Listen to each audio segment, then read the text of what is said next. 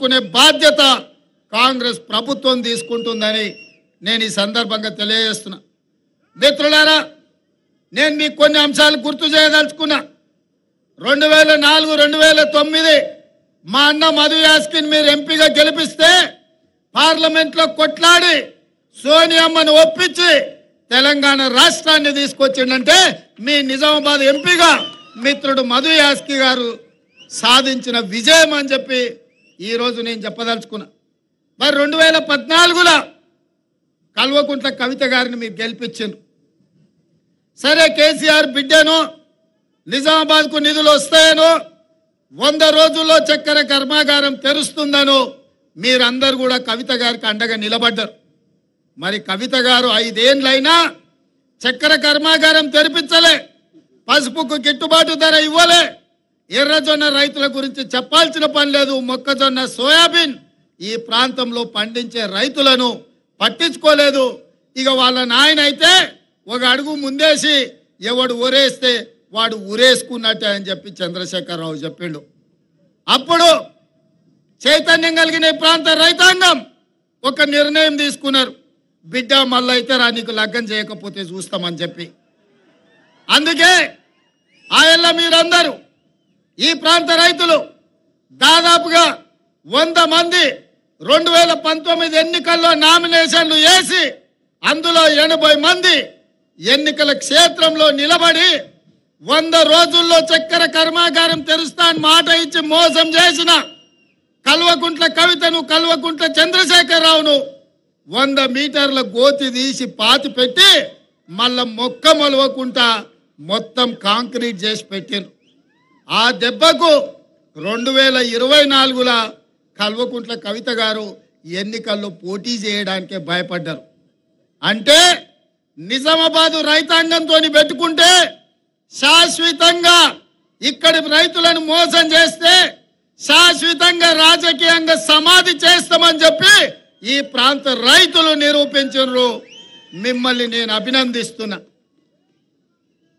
సరే, ఏనుగులను తినేటోడు పోయింది అనుకుంటే పీనుగలను తినేటోడు వచ్చిండు. ఆమె 100 రోజుల్లో చక్కెర కర్మాగారం తెస్తా అన్నది. ఇక మా బండి గుండు ఉన్నారా మీ దగ్గర? ఇక బండిని గుండును నమ్మేటట్టు లేదని మీకు బాండ్ పేపర్ రాసిచ్చిండు, 5 రోజులల్లా మీకు పసుపు బోర్డు తెస్తా అని.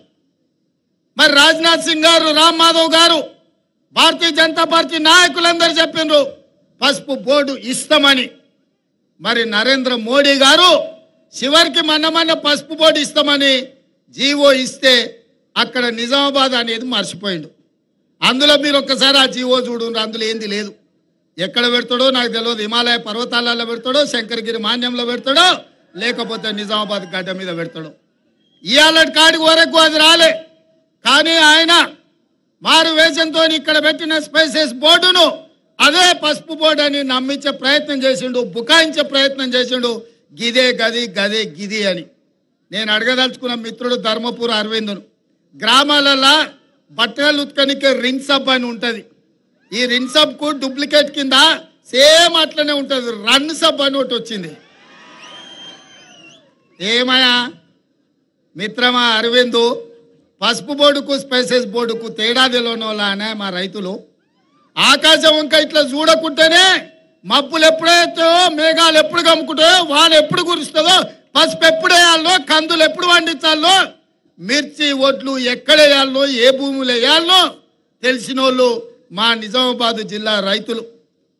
వెనకటికి ఎవడనంట తాతకే దగ్గు నేర్పిండంట. ధర్మపురి గారు ఇవాళ మా నిజామాబాదు రైతులకు బోర్డుల గురించి చెప్తున్నాడు. ఒకవేళ నిజామాబాదు రైతుల గురించి తెలుసుకోవాలంటే అరవింద్, నువ్వు కాన్వెంట్ స్కూల్లో చదివినా నీకు పెద్ద తెలియదు, కానీ ధర్మపురి శ్రీనివాస్ గారిని అడుగుంటూ చెప్తారు ఈ ప్రాంత రైతులు ఎంత చైతన్యవంతులో.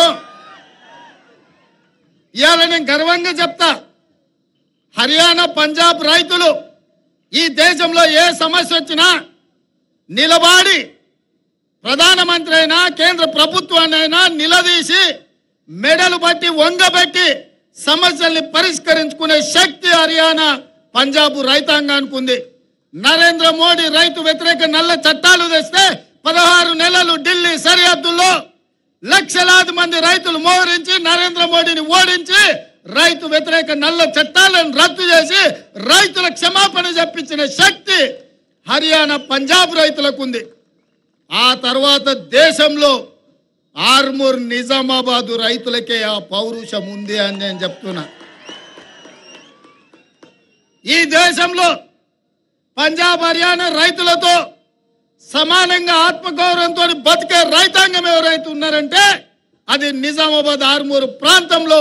ఈ ప్రాంతంలో పసుపు వండించే ఎర్రజొన్నలు వండించే రైతులు ఏ ప్రభుత్వాన్ని అయినా మెడలు వంచి వాళ్ళ సమస్యల్ని పరిష్కరించుకునే శక్తి ఈ ప్రాంత రైతాంగానికి ఉంది.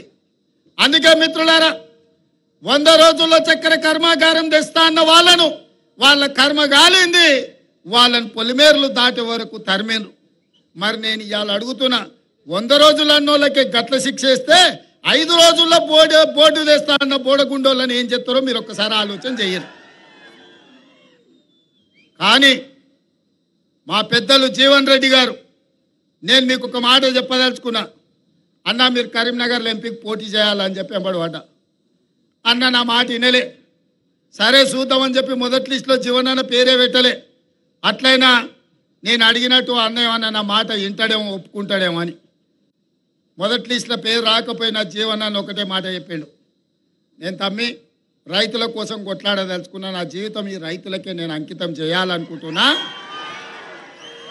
నాకు జీవితంలో ఏం కోరిక లేవు, ఏం ఆలోచన లేవు.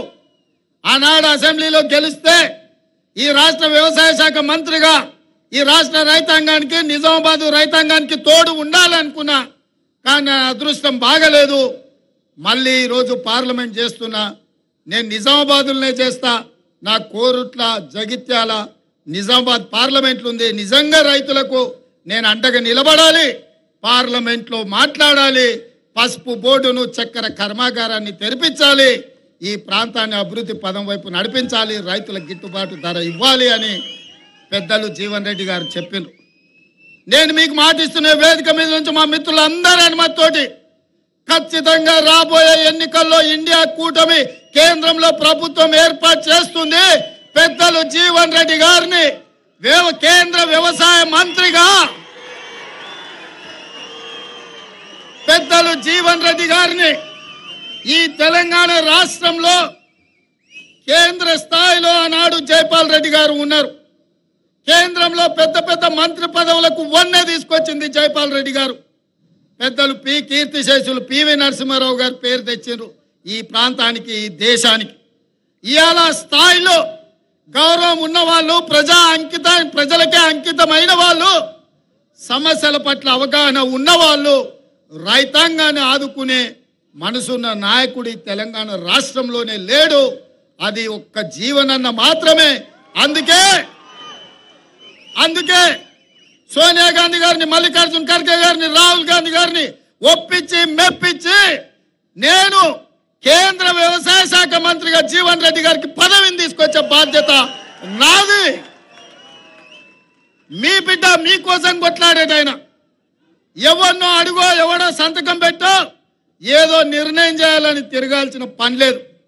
ఆయననే సొంతంగా సంతకం పెట్టి మీ చెరుకు కర్మాగారం, మీ పసుపు బోర్డును సాధించి సంతకం పెట్టే సత్తా జీవన్ రెడ్డి గారికి పార్టీ